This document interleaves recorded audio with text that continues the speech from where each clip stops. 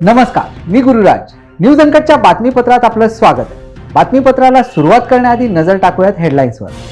EVM मुळे पराभव झाला हे सिद्ध करून दाखवा, अजित पवारांचं विरोधकांना चॅलेंज. सरकारने लाडक्या बहिणींना विनाअट 3,000 द्यावे, विरोधी पक्षनेते अंबादास दानवे यांची मागणी. नाशिकच्या चांदवडमध्ये टोमॅटोच्या पिकात लावलेले 13 लाख किमतीचे गांजाचे आंतरपीक जप्त. आणि जामनेर येथे शेतकरी संघाच्या माध्यमातून सोयाबीन खरेदीचा शुभारंभ. आता पाहूयात बातम्या विस्ताराने. विधानसभा निवडणूक निकालानंतर विरोधकांनी ईव्हीएम घोटाळा झाल्याचे आरोप केले आहेत. इतकंच नाही तर महाराष्ट्रातील 22 पेक्षा जास्त उमेदवारांनी ईव्हीएम पडताळणीसाठी अर्ज केले आहेत. अशातच सामाजिक कार्यकर्ते बाबा आढाव यांनी पुण्यात ईव्हीएम विरोधात आत्मक्लेश आंदोलन सुरू केलंय. आज त्यांच्या आंदोलनाला अजित पवार यांनी भेट देऊन त्यांच्याशी चर्चा केली. त्यानंतर माध्यमांशी बोलताना अजित पवारांनी ईव्हीएम घोटाळा झाल्याचे सिद्ध करून दाखवा असे आव्हान विरोधकांना दिलंय. सरकारने लाडक्या बहिणींना विनाअट 3,000 द्यावे अशी मागणी शिवसेना ठाकरे गटाचे आमदार अंबादास दानवे यांनी आज पत्रकार परिषदेत केली आहे. सरकारने कोणत्याही अटी शर्ती विना लाडक्या बहिणीला 2100 ऐवजी 3,000 रुपये दिले पाहिजे, तसेच शेतकऱ्यांचा सातबारा देखील कोरा करण्याचे दिलेले आश्वासन पूर्ण करावे, अन्यथा आम्ही मोठे आंदोलन करू असा इशारा यावेळी दानवेंनी युती सरकारला दिलाय. परंतु 2100 नव्हे तर 3,000 रुपये लाडक्या बहिणीला दिले पाहिजे अशा प्रकारची आमची मागणी आहे. आम्ही अशा पद्धतीनं मागणी करणार आहोत. 2100 नव्हे तर 3,000 रुपये लाडक्या बहिणीला दिल्या पाहिजे आणि ज्या अटी शर्ती याच्यात कोणतीही कमी बिलकुल झाली नाही पाहिजे. शेतकऱ्याचा सातबारा कोरा करण्याची भूमिका मांडलेली आहे. भारतीय जनता पार्टीने ही सुद्धा भूमिका पूर्ण झाली पाहिजे. निश्चित येणाऱ्या काळामध्ये या विषयावर आम्ही काही शांत बसणार नाही. या विषयावर निश्चित आवाज उठवू. विधानसभा निवडणुकीच्या निकालावर विरोधकांकडून संशय व्यक्त केला जात आहे. याच पार्श्वभूमीवर ईव्हीएम आणि निवडणूक आयोगाविरोधात पुण्यात ज्येष्ठ नेते बाबा आढाव यांनी आंदोलन सुरू केलंय. बाबा आढाव यांच्या आंदोलनाला पाठिंबा देत कोल्हापुरात देखील आम्ही भारतीय या संघटनेच्या वतीने आंदोलन करण्यात येत आहे. शहरातील पापाची तिकटी येथे महात्मा गांधी यांच्या पुतळ्यासमोर ठिय्या मांडून आंदोलकांनी सरकार आणि निवडणूक आयोगाच्या कारभाराविरोधात रोष व्यक्त करत जोपर्यंत न्याय मिळत नाही तोपर्यंत ही लोक चळवळ सुरू राहणार असल्याचा इशारा यावेळी दिलाय. चौकशी यंत्रणेचा गैरवापर, दबाव तंत्र, त्या माध्यमातून राजकीय पक्ष फोडायचे आणि फोडलेल्या पक्षाच्या आधारे न मिळालेलं बहुमत मिळवायचं आणि खुर्ची बळकवायची आणि खुर्चीच्या माध्यमातून, सत्तेच्या माध्यमातून सर्वसामान्य मतदार आणि जनतेला चिंवायचा डाव या महाराष्ट्रामध्ये सुरू आहे. म्हणून बाबा आढावांनी पुण्यात आत्मक्लेश आंदोलन चालू केलं. त्यांचं असं म्हणणं आहे की दिनदहाडे महाराष्ट्रामध्ये लोकशाहीचं वस्त्रहरण होतं आहे आणि हे रोखण्यासाठी शासन जेणे श्रीकृष्णाची भूमिका घ्यायची आहे ती श्रीकृष्णाची भूमिका न घेता ते विरोधी पार्टी जाऊन बसलेत, म्हणून हे आत्मक्लेश आंदोलन आहे. मुख्यमंत्री एकनाथ शिंदे यांनी स्वतःहून जाहीर केले आहे की माझ्याकडून मुख्यमंत्री पदाबाबत कोणतीही अडचण नाही, त्यामुळे त्यांच्या बाजूने मुख्यमंत्री पदाचा विषय संपलेला आहे. आगामी काळात शिवसेना पक्षाचे सर्व अधिकार एकनाथ शिंदे साहेबांना दिलेले असल्यामुळे शिवसेनेत अंतिम निर्णय एकनाथ शिंदे साहेब घेतील, असे आमदार गुलाबराव पाटील यांनी माध्यमांशी बोलताना स्पष्ट केलंय. हे बघा, आदरणीय एकनाथ शिंदे साहेबांनी, आपल्याला माहिती असेल की त्यांनी स्वतःहून डिक्लेअर केलं की माझा कुठलाच अडचणीचा विषय नाही, त्यामुळे मुख्यमंत्रीपदाचा विषय या ठिकाणी त्यांनी संपवून टाकलेला आहे. आणि येत्या काळामध्ये माननीय एकनाथराव शिंदे साहेबांना संपूर्ण अधिकार या ठिकाणी शिवसेना पक्षाने दिलेले आहे. त्याच्यामुळे मला तरी असं वाटतं की जेही निर्णय पुढच्या काळामध्ये शिवसेना पक्षाचे होतील ते सगळे एक छत्री आदरणीय एकनाथराव शिंदे साहेब घेतील असा निर्णय आमच्या पक्षाने घेतलेला आहे. बातमीपत्रात वेळ झाली छोट्याशा विश्रांतीची. पाहत राहा न्यूज अनकट. ऐतिहासिक वारसा लाभलेला मराठ मुलूक महाराष्ट्र. या महाराष्ट्राला विविध रंगी छटा आहेत. साहित्य, कला, पर्यटन, नृत्य, भाषा, संत परंपरा अशा विविधतेने तो नटलेला आहे. हीच गौरवशाली विविधता जपत सुवरंग मराठी केवळ महाराष्ट्राच्या सांस्कृतिक संहितेपुरते मर्यादित न राहता समकालीन नवकल्पनांवर आधारित कार्यक्रमांद्वारे मराठी मनोरंजन विश्वात स्वतःची एक अनोखी जागा निर्माण करत आहेत.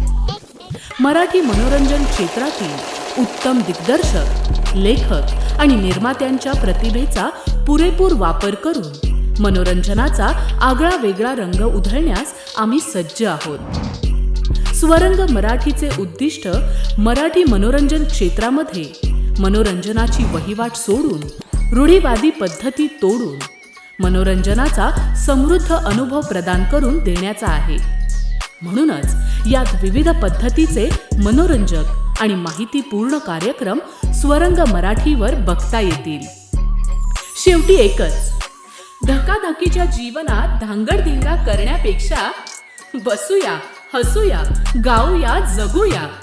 नाती गोती श्रावण मोती गावामधले जीवंत रंग, नाती गोती श्रावण मोती गावामधले जीवंत रंग। चला जोडूया, चला पाहूया, जशी संस्कृती तसा स्वरंग।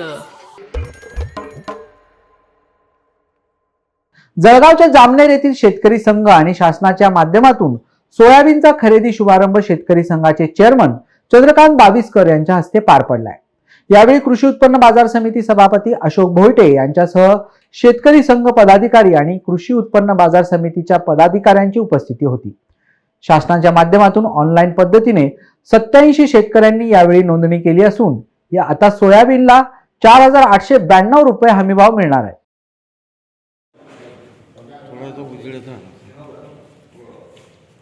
शासनाच्या वतीने शेतकरी सहकारी संघाच्या माध्यमातून आज सोयाबीन खरेदी केंद्राचं उद्घाटन सगळ्या मान्यवरांच्या उपस्थितीत संपन्न झालेलं आहे। जवळपास 87 शेतकऱ्यांनी ऑनलाईन पद्धतीने शेतकरी सहकारी संघाच्या मुख्य कार्यालयात सोयाबीनची नोंदणी केलेली होती। त्या सगळ्यांना आपण आत्ता ऑनलाईन पद्धतीने बोलून तिथे कृषी उत्पन्न बाजार समितीच्या या गोडाऊनमध्ये त्यांची सगळी मोजणी आपण करणार आहोत। जवळपास 4800चा भाव शेतकऱ्यांना त्या निमित्ताने सोयाबीनचा मिळणार आहे।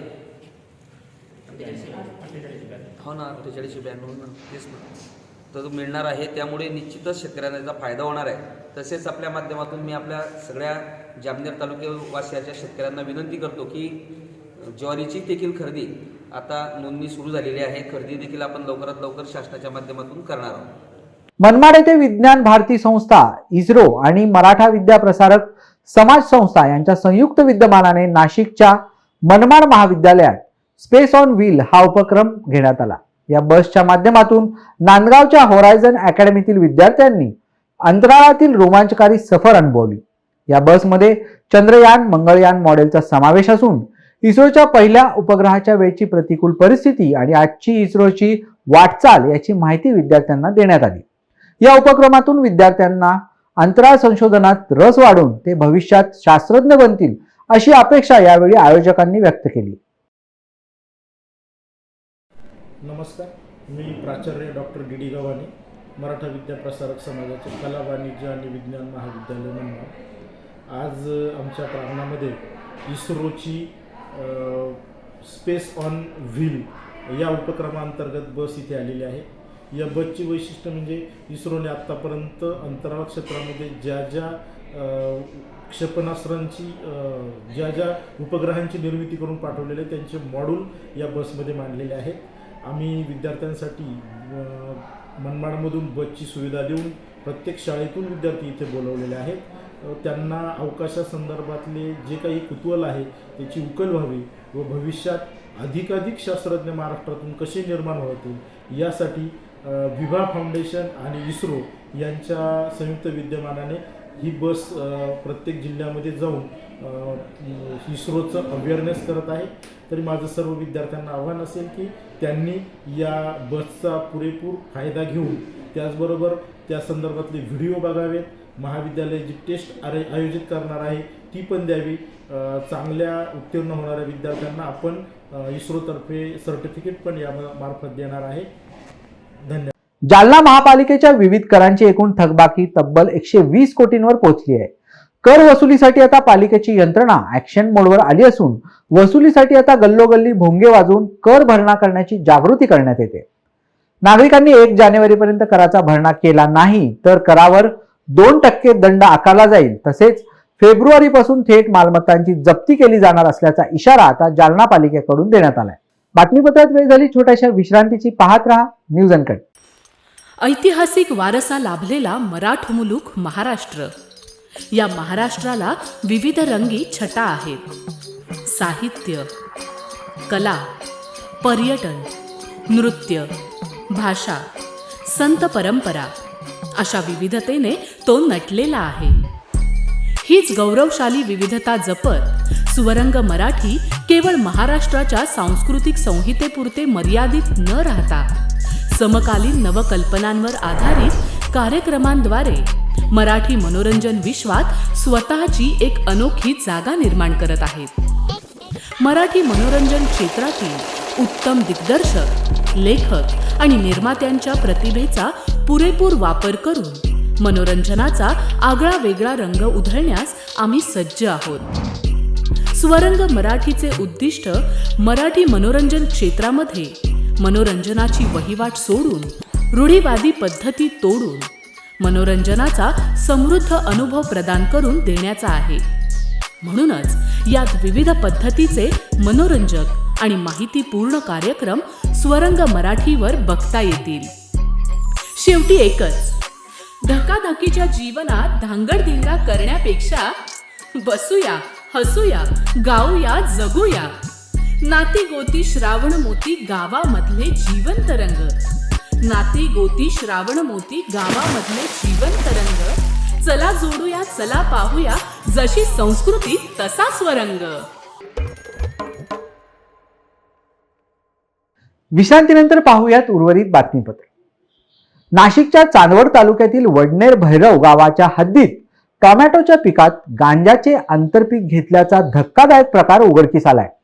नाशिक ग्रामीण पोलिसांच्या स्थानिक गुन्हा शाखा आणि वडनेर भैरव पोलिसांनी संयुक्त कारवाई करत 215 किलो वजनाची सुमारे 13 लाख किमतीची गांजाची झाडे जप्त केली आहे. या प्रकरणी एका संशयितास अटक करण्यात आली असून पुढील तपास सुरू आहे.